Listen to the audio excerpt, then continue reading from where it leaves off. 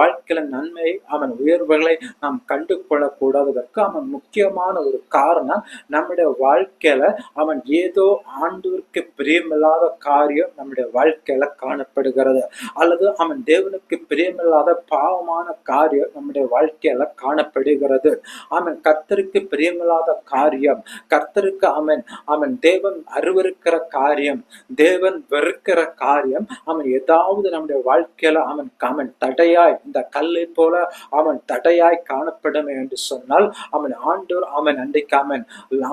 அன்றைக்கு அந்த லாசருவை உயிரோடு எழுப்புவதற்கு முன்பதாக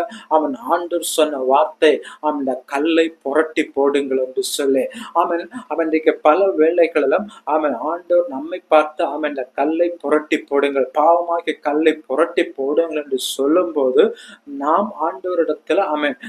ஆண்டவரிடத்துல நாம் செய்கிறது தவறு